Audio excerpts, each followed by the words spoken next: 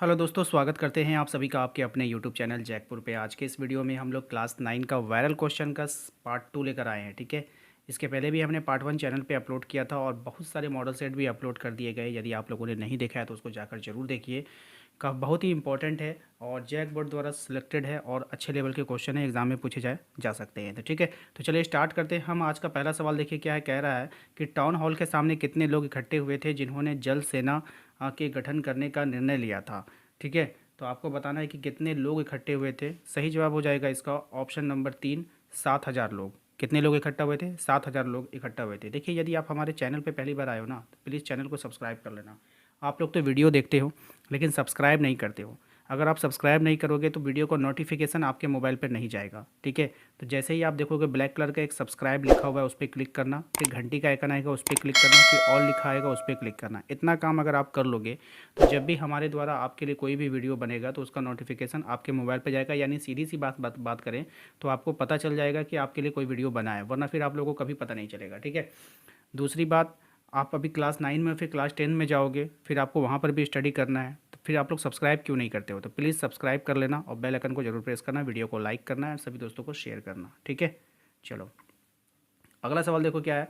Manner क्या था? ठीक है, तो मैनर जो था ना वो क्या था? ऑप्शन नंबर 3 हो जाएगा। क्या था? स्टेट था। मैनर क्या था? स्टेट था। याद रखिएगा, मैनर क्या था? एक स्टेट था, याद रखिएगा। नेक्स्ट देखिए क्या है। क्वेश्चन नंबर 3 में कह रहा है आपसे, रूसी शासक जार निकोलस द्वितीय ने कब त्यागपत्र दिया?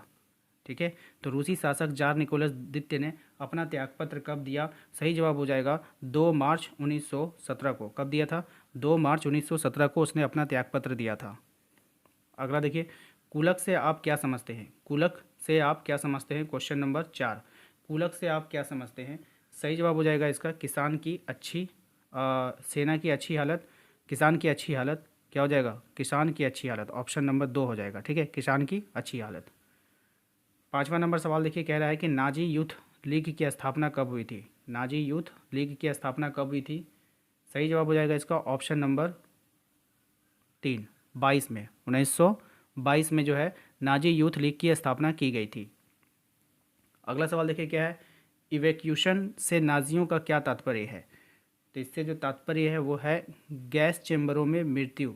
क्या हो जाएगा? गैस चेंबरों में मृत्यु।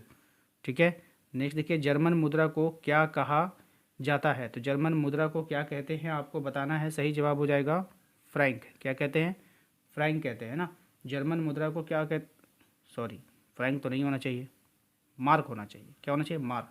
ठीक है, याद रखिएगा, जर्मन मुद्रा को क्या कहते हैं? मार्क कहते हैं। ठीक है,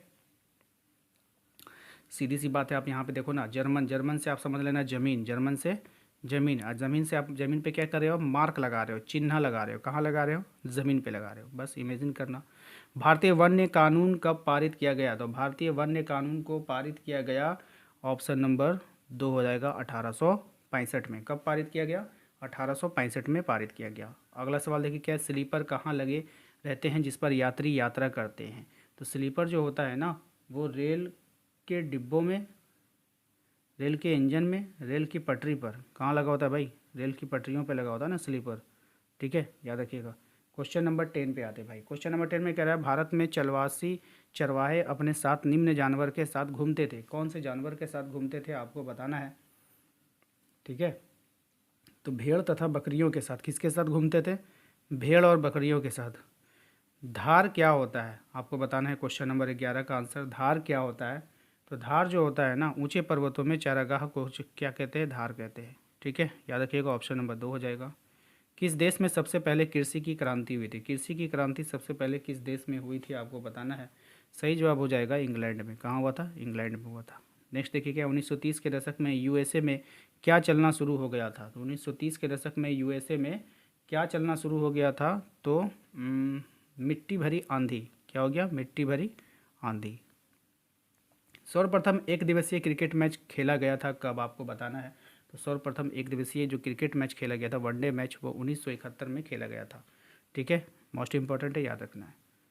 सौ कुलोत्स कहाँ का वस्त्र पहनते थे? तो वो कहाँ के वस्त्र को पहनते थे आपको बताना है। घुटने तक के वस्त्र को पहनते थे। कहाँ तक? हाँ, घुटने तक। ठीक है, याद रखना है। मनोज जी कोवासजी एंटी भारत के किस शहर की अदालत में लगान के अधिकारी थे, आपको बताना है।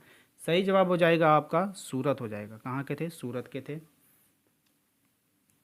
नेक्स्ट देखिए, भारतीय भूभाग का कुल क्षेत्रफल कितना है, आपको बताना है। तो भारतीय भूभाग का जो है 32,87,000 था, यानी 328 लाख वर्ग किलोमीटर। ठीक है,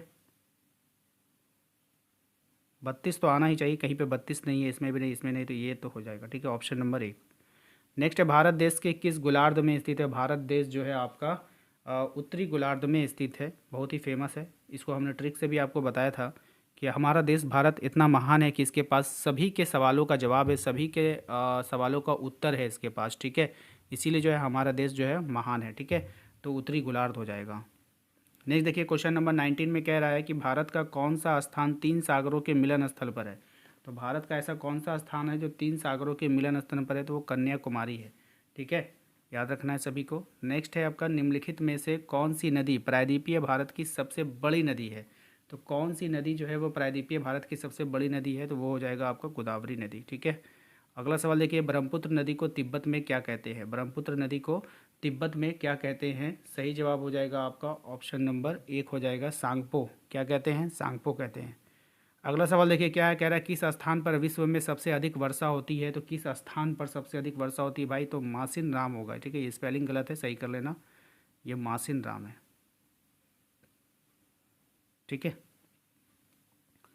क्वेश्चन नंबर 23 में कह रहा है कुल वर्षा जो रबी फसल के लिए महत्वपूर्ण होता है को स्थानीय भाषा में क्या कहते हैं? ठीक है, सही जवाब हो जाएगा महावट। क्या कहते हैं? महावट कहते हैं। नेक्स्ट, लू शब्द का क्या अर्थ होता है? तो लू शब्द का जो अर्थ होता है वो गर्म हवा होता है, ऑप्शन नंबर 2 होगा। ठीक है, जो अब स्टार्ट होने वाला है। देखिए, रबड़ का संबंध किस प्रकार की वनस्पति से है, आपको बताना है। तो रबड़ का जो संबंध है उष्णकटिबंधीय वाला वनस्पति से है। कल ही हमने आप लोगों से मॉडल सेट में भी डिस्कस किया था। तिब्बती जंगली गधों का दूसरा नाम क्या है? तिब्बती जंगली गधों का दूसरा नाम क्या है, आपको बताना है। तो क्याओंग हो जाएगा। क्या हो जाएगा? क्याओंग हो जाएगा। ठीक है, उसके बाद है हमारा, किस राज्य की साक्षरता दर सबसे अधिक है, आपको बताना है। सही जवाब हो जाएगा केरल, ऑप्शन नंबर 2 हो जाएगा इसका सही जवाब। नेक्स्ट देखिए, क्या स्थल और जल में निवास करने वाले प्राणी को क्या कहते हैं? तो स्थल और जल में निवास करने वाले जो प्राणी होते हैं उसको हम लोग बोलते हैं उभयचर बोलते हैं। क्या बोलते हैं? उभयचर, यानी दोनों में कर रहा है ना, तो उभयचर हो जाएगा। अगला सवाल देखिए, आंतरिक प्रवास का उदाहरण निम्न में से कौन है? तो आंतरिक प्रवास का जो उदाहरण है वो निम्न में से हो जाएगा देश के अंदर। ठीक है, देश के अंदर, देश के बीच नहीं, देश के अंदर। एक मध्य यूरोपीय देश कौन है, आपको बताना है। तो एक मध्य यूरोपीय देश जो है वो है आपका पोलैंड। कौन है? पोलैंड। आजीवन घाना का राष्ट्रपति कौन बन गया? आजीवन घाना का राष्ट्रपति कौन बन गया है? ठीक है, आपको बताना है। सही जवाब हो जाएगा ऑप्शन नंबर 3, एकरूडा। ठीक है, किस देश से आंग आन सूची का संबंध है? आंग आन सूची, यहाँ पे अनुस्वार छूट गया। आंग आन सूची का संबंध किस देश से है? ये क्वेश्चन कई बार पूछा जा चुका है। तो सही जवाब हो जाएगा इसका सही जवाब आप लिख लो, आंग सूची।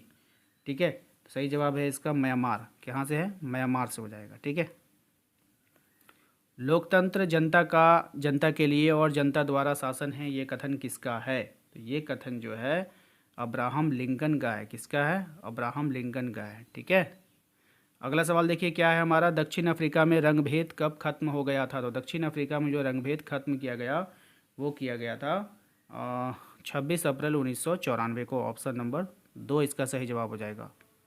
अगला सवाल है हमारा, किसी भी बंदी बनाए गए व्यक्ति को कितने समय के भीतर मजिस्ट्रेट के सामने प्रस्तुत करना आवश्यक है? तो मजिस्ट्रेट के सामने 24 घंटे के अंदर उसको प्रस्तुत कर देना है, ज़्यादा देर लॉकअप में नहीं रखना है।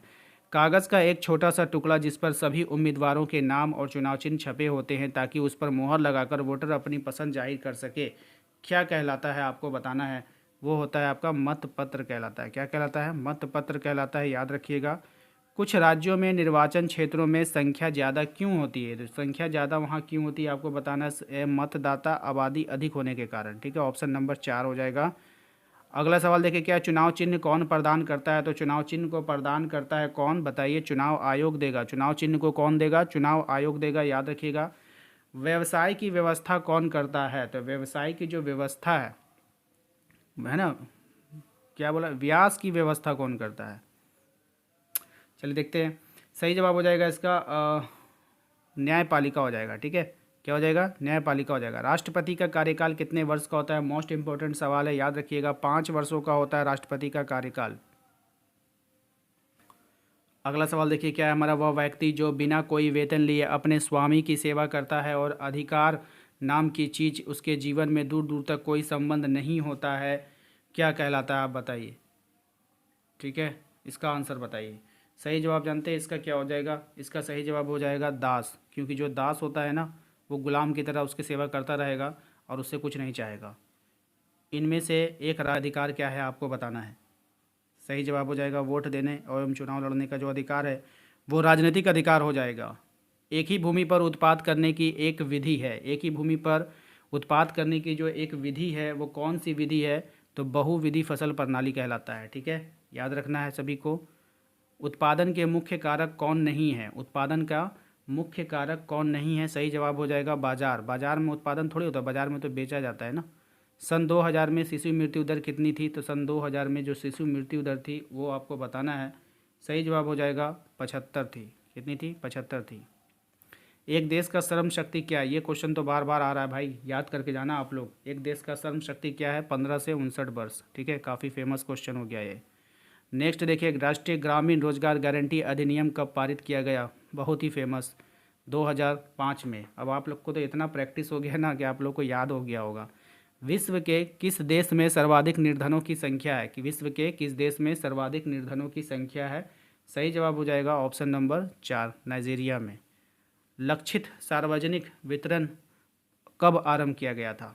ठीक है, तो ये आरंभ हुआ था आपका 1997 में। ठीक है, राशन कार्ड कितने प्रकार के होते हैं? इसका आंसर तो अब आप लोग जो है कमेंट बॉक्स में दोगे, क्योंकि ये सवाल मैंने कई बार करवा दिया है। ठीक है, एंड आप लोगों को बता दूं कि आप लोगों ने अभी तक तो सब्सक्राइब नहीं किया होगा, जो लोग पहली बार आए होंगे। बाकी जो ओल्ड स्टूडेंट्स हैं तो उन्होंने तो सब्सक्राइब कर लिया है, लेकिन आप भी सब्सक्राइब कर लो, इसमें आपकी फ़ायदा है। लाइव क्लास लेंगे, मैराथन क्लास लेंगे तो उसमें आप लोगों के पास नोटिफिकेशन जा पाए, इसलिए आप लोग सब्सक्राइब जरूर कर लेना।